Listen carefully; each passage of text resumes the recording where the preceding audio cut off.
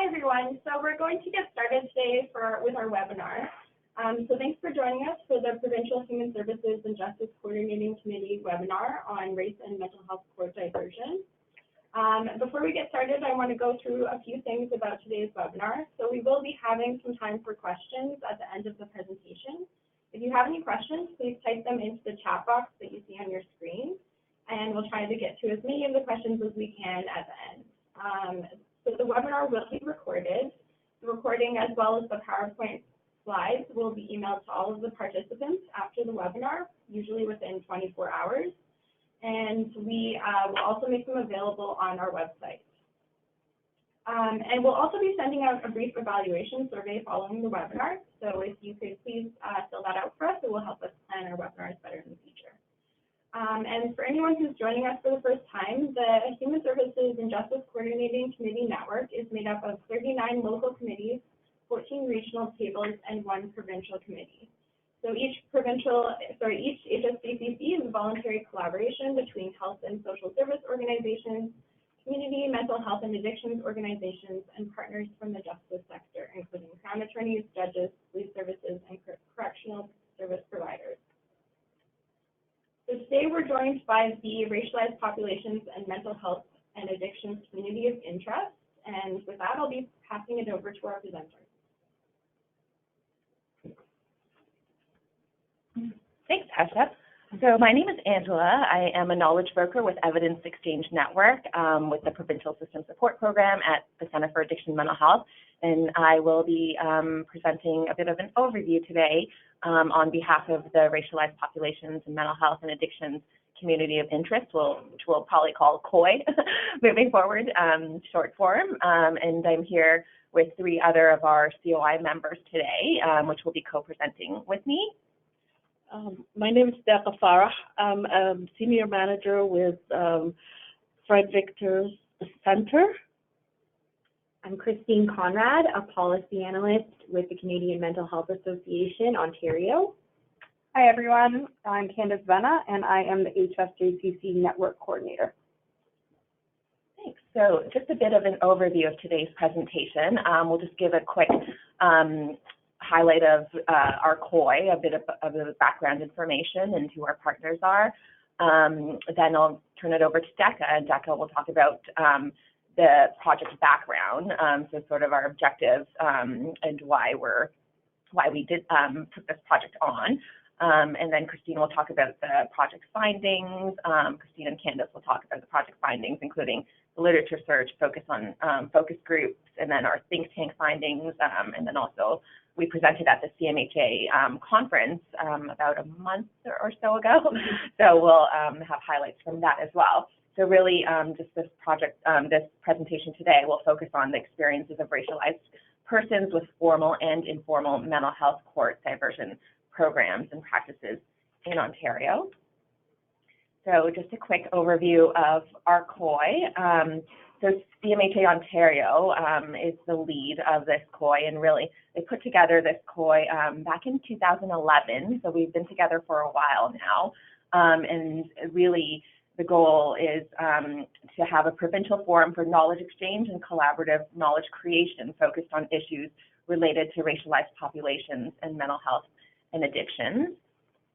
So our main goals are really to share innovative knowledge and practices of the COI partners and other stakeholders, convene a critical mass of stakeholders from across and beyond the mental health and addiction system, really our allied sectors as well, to identify and respond to crucial issues impacting racialized populations, and leverage existing or emerging evidence.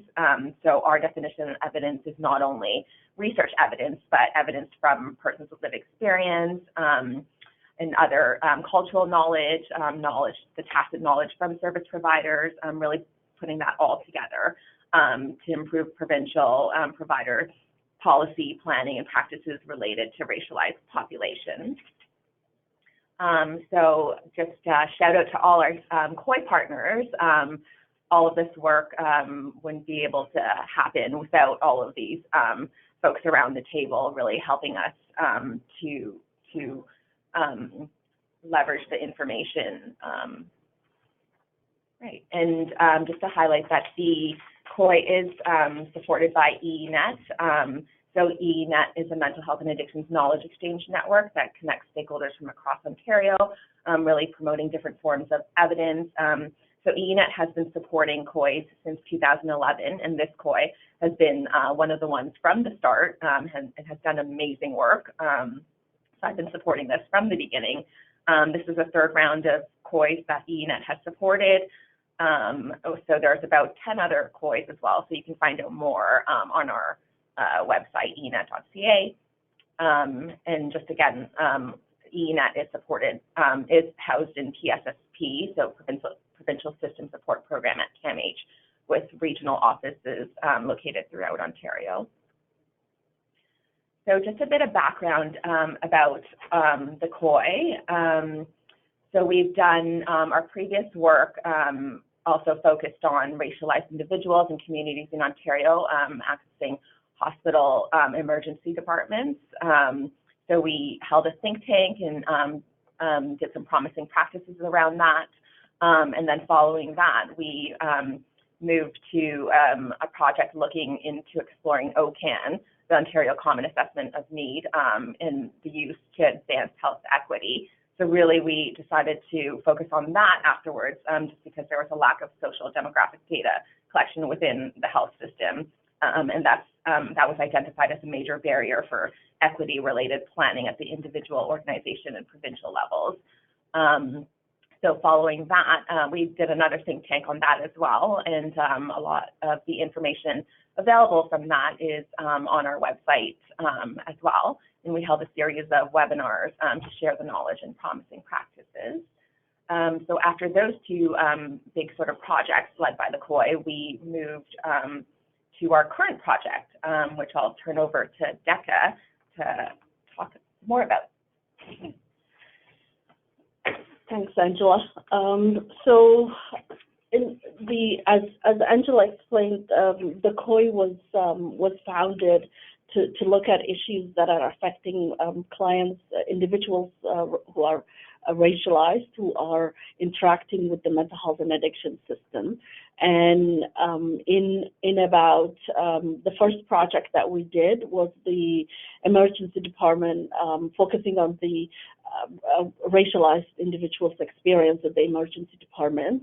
And from that project, one of the things that came out of that project was that many individuals with mental health addictions from racialized communities, their entry point to the mental health system was through the criminal justice system, whether it was through their interaction with the court programs, or where they were found that the issues around mental health affected their behavior that resulted in charges. And one of the other things that were that project, the experience that we found from the focus group is that a lot of racialized communities through that interaction was negative in interaction, and there was a lot of issues that where they felt that it was dehumanizing experience. They felt that it didn't, obviously, they didn't have a great deal of autonomy over the process, and that they had a negative experience overall through that process. So one of the things that we've done is to look at the issues around justice, criminal justice, racialization, and the mental health, and how they intersect. So this is how we did that project. It was linked to an earlier project that we found some of the issues that came out of, and we wanted to know more about then what are the experiences of racialized individuals in the criminal justice system, in the court diversion, and outside of the court diversion, and what are some of those experiences that are unique due to racialization and intersection of racism, mental health, and all of the other experiences that come with it in terms of marginalization. So one of the things that we did, what we wanted to know is we wanted to kind of focus on that and look at their experience. So the reason that we wanted to do that is we wanted to increase understanding. We wanted to know how does diversion generally apply specifically to racialized individuals, but generally also to other populations. We wanted to, through that process, we wanted to raise awareness. We wanted to make sure that some of the things that might come up out of that is standardization of race-based data collection. So one of the things is that it would be covered later, that there weren't a lot of data. When we did the groundwork, there were a lot of anecdotal evidence. People were telling us that there was experience, people were experiencing racism. There were less people from racialized individuals who were referred to diversion as opposed to the general population, despite their overwhelming representation in the criminal justice system. But there wasn't any data to kind of give us that information. So we're hoping one of the things that come out of this project is that organizations, the system overall collects data, and how that the data is collected is hopefully would be looked so that we can look and study issues around equity, and we can probably address those.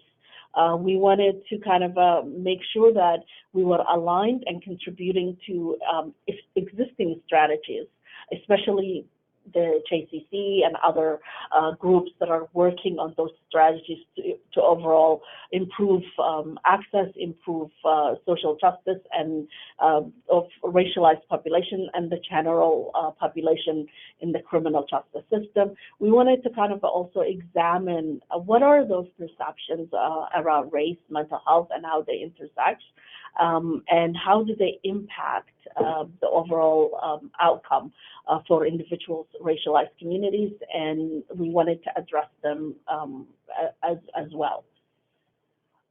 So some of the things that we did in order to, we had a lot of limitations overall the process, but we did some of the information, we gathered information, did a literature scan around the topic. What does the research say? Were there any studies? We looked at across Canada, Ontario, Toronto, and other parts like internationally as well. We held and recruited focus groups.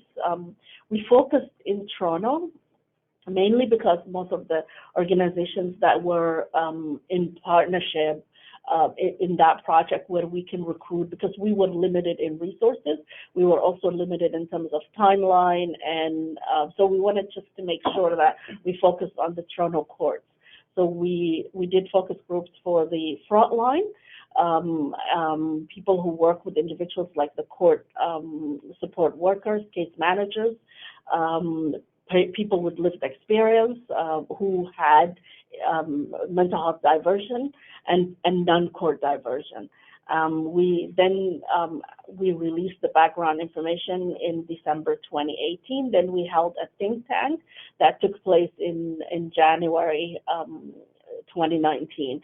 It was well attended, and from that there were feedback from the think tank, and we've included it in the report. And then in April 2019, we presented at CMHA's conference, and some of the we had a discussion and sort of so the next phase is to kind of release the report. So I'm gonna.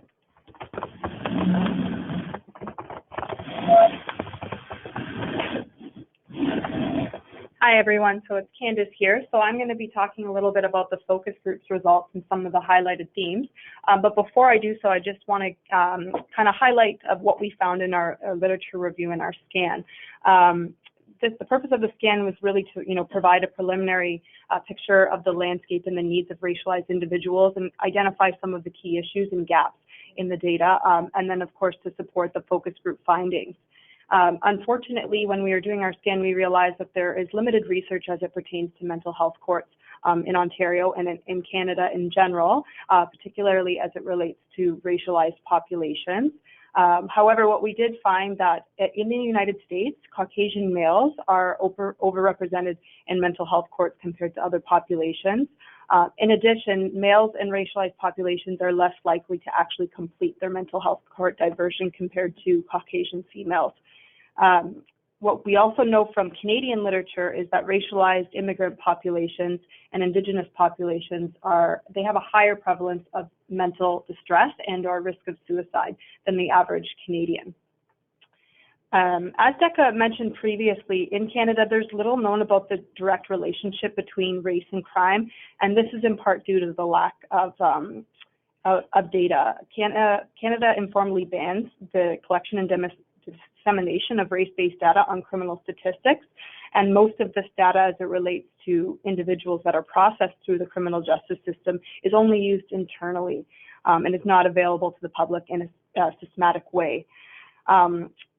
It should be noted that there has been a long-standing debate over whether we should collect race-based data. Some of the evidence suggests that racial bias and discrimination is actually embedded within the administration of the Canadian criminal justice system, while other evidence suggests that racialized populations are disproportionately involved in criminal activity. However, statistics do illustrate that there is an overrepresentation of Black populations and Indigenous populations in particular in the frequency of arrests and incarcerations in Canada. Therefore, there is a pressing need for further research around the treatment of racialized populations in Canada and the need to collect race-based data. So moving on to the focus group results. So the purpose of the focus groups really was exploratory. It was meant to highlight the needs and experiences of racialized individuals that interact with mental health court support services and diversion in Toronto courts in particular. And as Decca previously stated, there were 4 different focus group participant groups. So we targeted service providers who were mental health case managers, as well as mental health court workers, as well as persons with lived experience, those who actually received mental health court diversions, and those who did not receive any formal diversion. There were 20 participants in total that shared their experiences and their perspectives. 3 did so through individual interviews, and 17 through focus groups. Just want to take this time to say thank you to CMHA Toronto and their peer evaluation program. They helped facilitate these focus groups and provided their research expertise and background to this project. So just to highlight some of the themes that came out of the focus groups, most service users reported that there's a lack of awareness and transparency around diversion and mental health court support services in general. During this initial stages of their criminal cases, they were not even aware of mental health court support services. They expressed confusion around court processes in general, and specifically around diversion, and a lack of transparency around the court and legal processes. Additionally, both service users and service providers felt that race affects how an individual is treated in the criminal justice system. Most of the service users agreed that their race did affect their treatment, and the service providers felt that it plays a crucial role, especially early on. Encounters with the police were highlighted as defining moments on how the case goes from there. Another thing that was found was some service users expressed distrust and a loss of hope in the justice system. So they felt that the justice system was broken. There's no one there to help them. They're looked down upon. They're less than.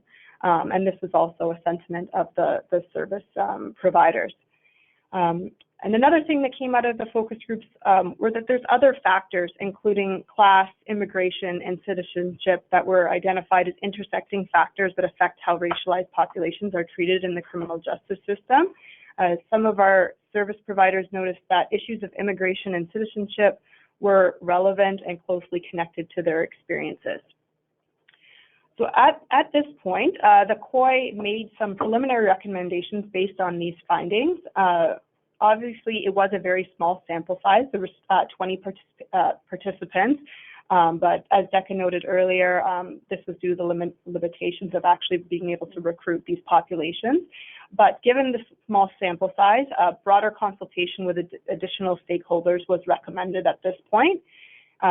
Given the limited participation of female and transgender service users and the absence of additional identities in this needs assessment, it was recommended that the participation of women and non-binary individuals be also incorporated into future needs assessments and research studies of this population. While focus for this needs assessment was on experiences of racialized populations in general, the findings show that there was some considerable differences in the experiences among different populations. Differences within racialized populations themselves may impact individuals' particular experiences, and so this warrants further exploration. And more research is needed to explore the interconnected nature of issues of race, poverty, immigration, and citizenship as they relate to court processes in general, and particularly to mental health court diversion. And with that, I'll turn it over to Christy. Thanks, Candace.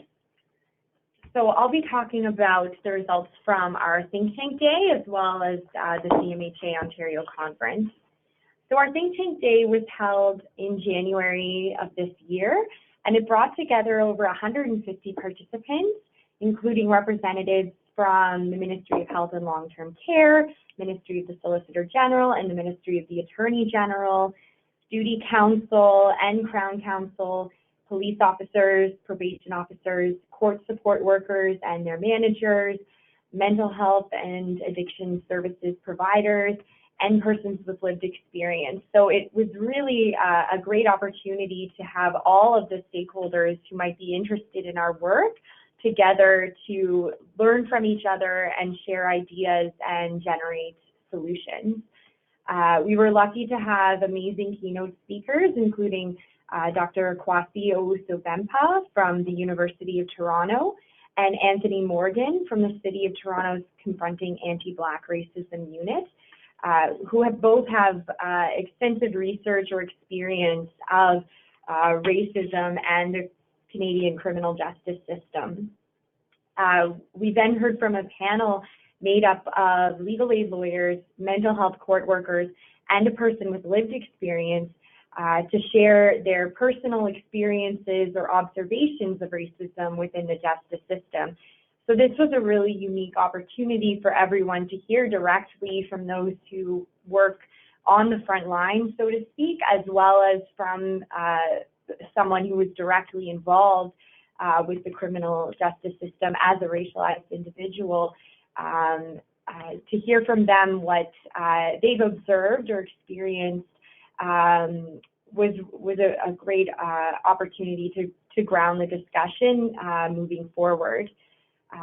So after the hearing from these speakers, the group broke into smaller groups to discuss how to improve experiences and outcomes for racialized persons in the justice system.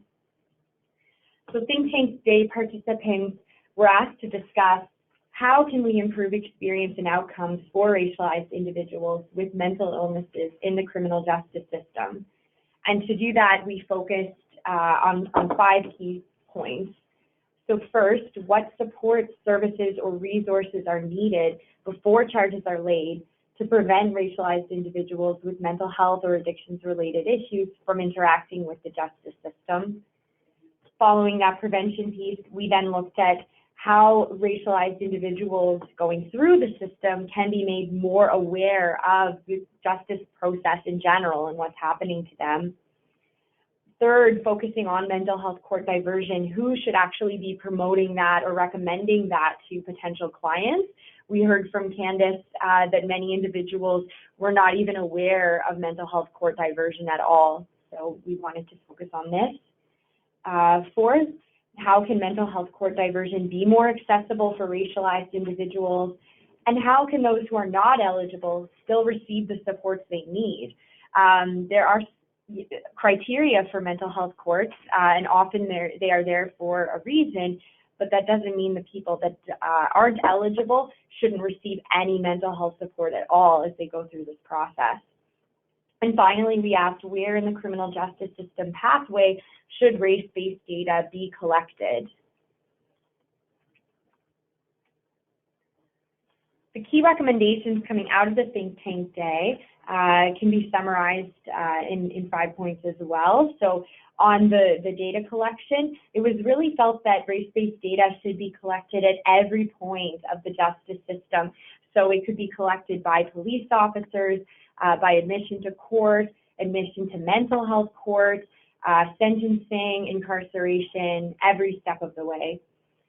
Another recommendation that came up time and time again was to increase the number of culturally competent and trauma-informed services and service providers within the justice system. And something that was identified specifically was specialized training for police officers in this area.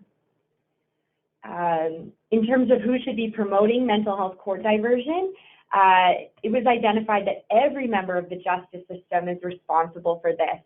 So if a judge, if a police officer, if the mental health court worker notice that someone might have a mental health issue, they should be exploring that option with the individual or their lawyer.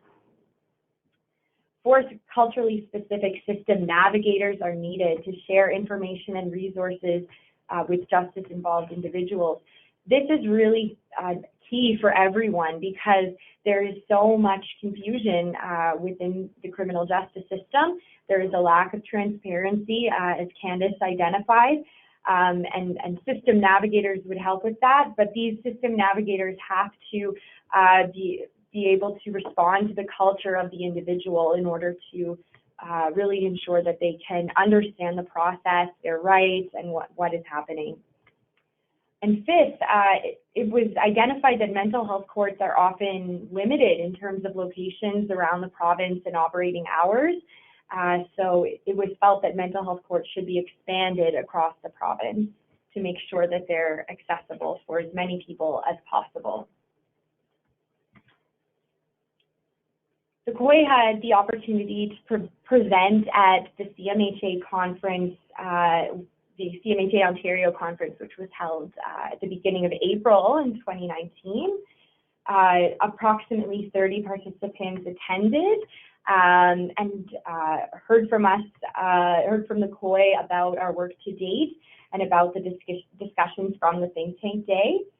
And at the conference, there was a lot of great discussion around solutions to promote mental health court diversion to racialized individuals.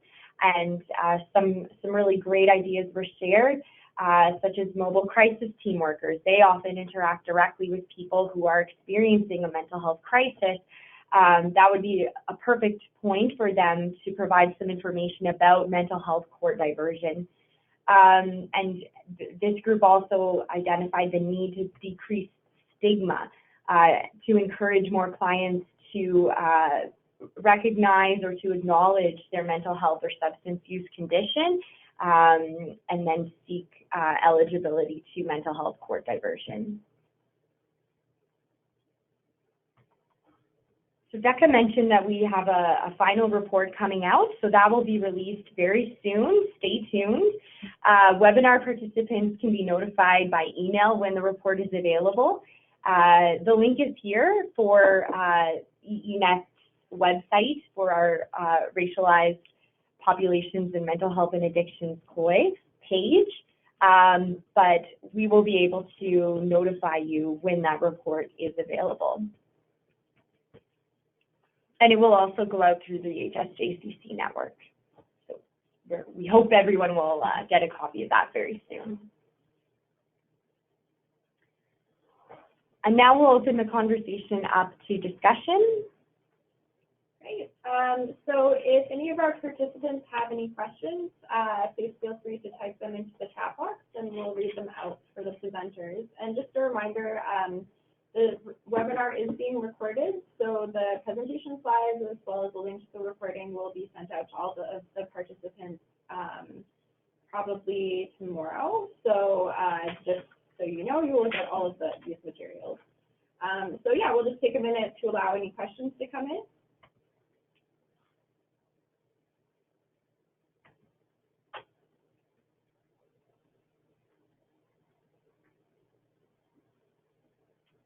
So I have one question here. They're asking whether any of the findings were specific to Indigenous people. Well, the focus was racialized individuals, so we did not we did not do any work with the Indigenous communities because we feel that the issues are unique and they require a specific focus within and so Indigenous communities is not grouped in together with racialized individuals due to the uniqueness and historical differences in terms of experience with trauma, history of trauma, racism, and all of that. Yeah, one of the focus group participants did identify as an Indigenous female, but like Decca said, that wasn't the focus of this. Yeah. Like the racialized COI is focused specifically on racialized individuals dealing with mental health and addiction, and that does not include First Nation, Indigenous, and Aboriginal communities because they have unique historical experiences that cannot be grouped together with other groups. Right.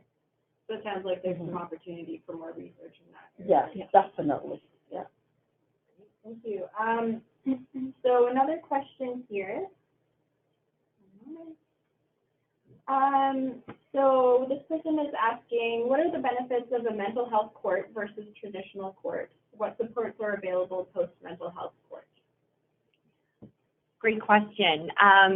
So mental health court is classified as a therapeutic court. So traditional criminal courts are adversarial in nature. This means that both sides are trying to argue their positions.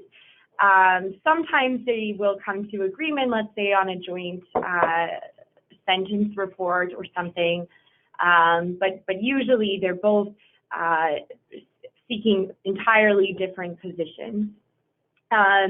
Mental health court is structured entirely differently. The whole goal and objective is for the client to receive the treatment they need, as well as to deal with public safety and other aspects that are goals of the traditional criminal justice system, but recognizing that an individual who is mentally ill needs support, and if that is linked to the crime that they committed, then their likelihood of recidivism is lower if their mental health issue is addressed.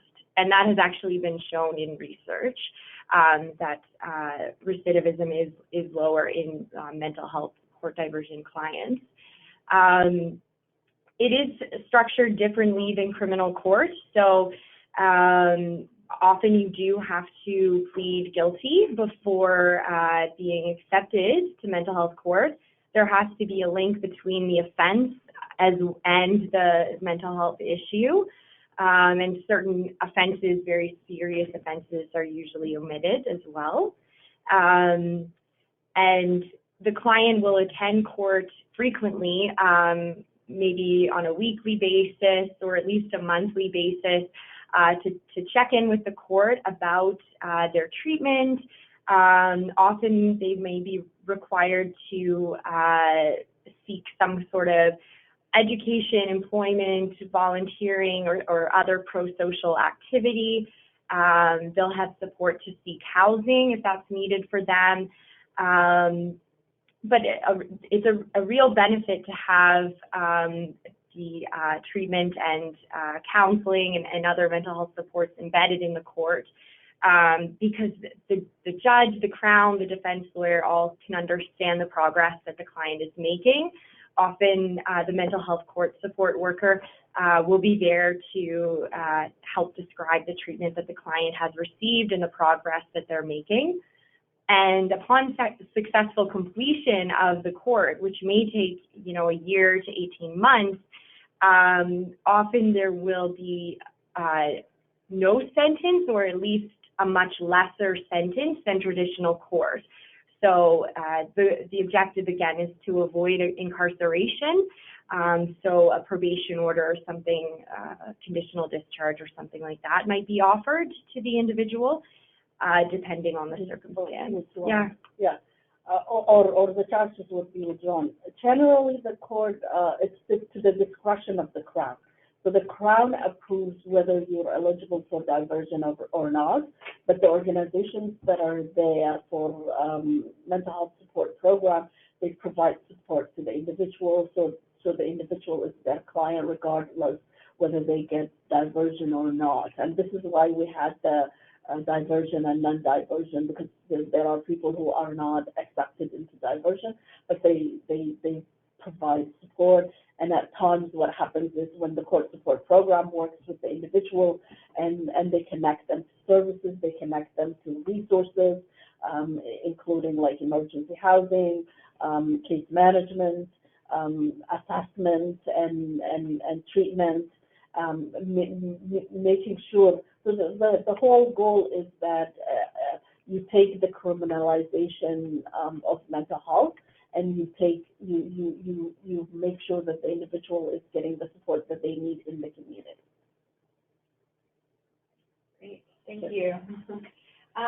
So another question here, our participant is wondering whether any aspects of racialized bias pertaining to entry into the forensic mental health system were explored.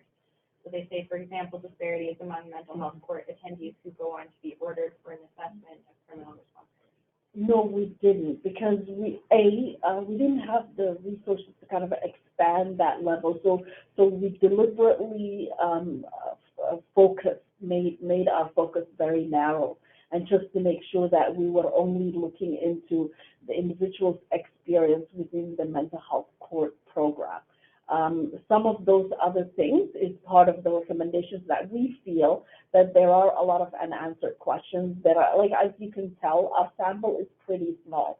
And some of the reasons that were given to us when we were making recruitment, that a lot of people, because they connected to these organizations, so they felt that if they spoke about their experience and said that I was dealing with these experiences, that it would affect their current diversion.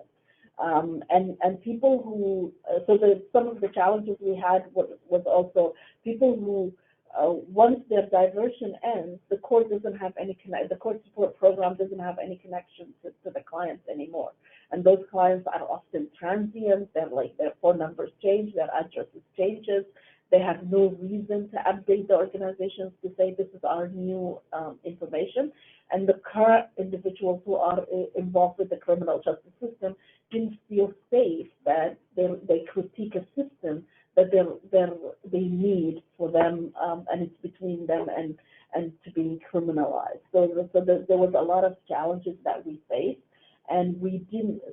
Again, like our focus was deliberately narrow, but we encourage further studies, because this is an area that is not. There isn't a lot of knowledge or understanding or data to kind of analyze. Great, thank you.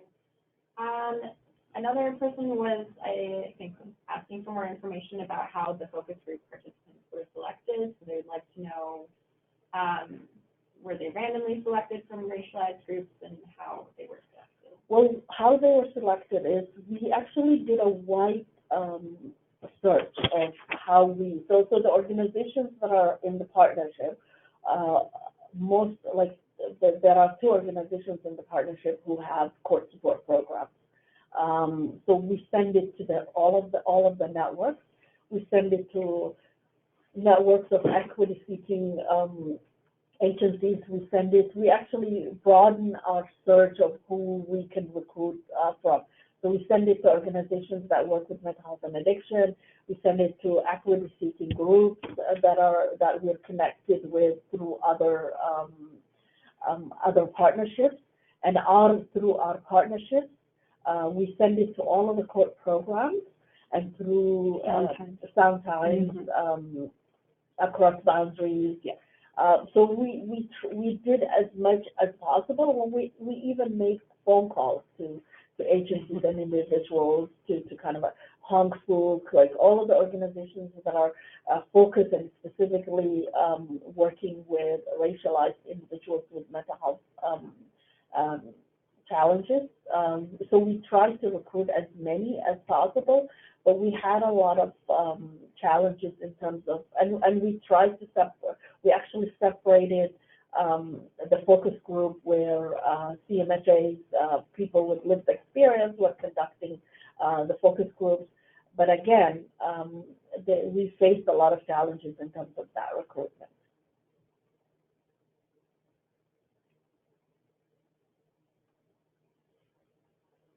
So I would say the 20 participants, to answer your question, were randomly, like because we didn't seek out and say we opened it up, we sent out flyers, so it was who responded to those flyers.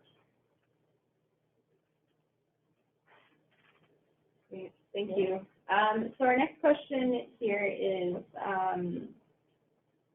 someone wanting more information about mental health courts. So they're wondering, is there an inventory or list of all the mental health courts in Ontario, including hours of operation? We actually have, there are actually information in terms of that you can find. When we did the think tank, we included a map of like individuals going through the criminal justice system. I think we're going to put that information on our page, so you can have access to that. And Christine, do you want to attend? Yeah, and there is a mental health court report that was produced by the provincial HSJCC, and that is available on the HSJCC website, and that'll have information about all of the mental health courts across Ontario. And that report is also referenced in the inequities final report, which is coming out soon. So there's a direct link to the HSJCC's mental health court report in the COI report, which will be emailed to all of you once it is available. But in few years, I mean, the whole landscape of Toronto's court is going to change. Mm-hmm. So. And apologies for the screen issues. I was having an issue with our PowerPoint right now. So moving on to the next question.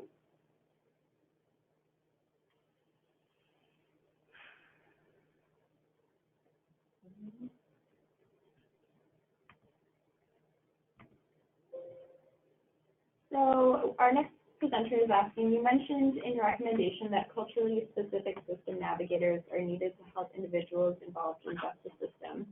What are the specific findings that led you to this recommendation? It came from the think tank. The recommendations when we submitted the focus group findings, so the stakeholders at the think tank, that was one of the actually most popular recommendations. And the issue was around the gaps and the reasons that were submitted that people didn't have access to information about the court support program. So a lot of people who were involved in the criminal justice system didn't have information about the court support program. So one of those recommendations was, how do we get information to people? And the fact that many individuals identified one of their issues was immigration and citizenship. And I just wanted to draw attention to that specific page, that there's also a link between racialization and immigration, because an immigration of somebody who speaks English, comes from United States, for example, or England, is not the same immigration experience as somebody who comes from Uganda, for example. So I think we need to, when we talk about immigration and citizenship, keep that in mind, that intersectionality. Great, thank you. So another question here. So they said, thank you for your response about the differences between mental health court and criminal court. Does the individual need a medical diagnosis of mental illness prior to consideration? Is there a youth mental health court? And last question, if someone is already incarcerated and it is during this time that a mental illness is revealed and possibly connected to the crimes they committed, could they have their case reopened and reviewed in mental health court? So a few questions there. So what, go ahead. So the first one was, does the individual need a medical diagnosis of mental illness prior to consideration for mental health care? Technically, no. They don't need, for sometimes an assessment is needed, and there's a psychiatrist, for example, that's connected to one of the courts. So, for example, Old City Hall has a court that's designated for mental health. College Park doesn't have a court that's designated to mental health. It's whichever court that the individuals appear. And I think Scarborough doesn't have, Finch doesn't have a designated court. So some of those, what they need is an assessment. So for example, one of the, because I've worked in frontline as well, and I manage programs that use court support programs.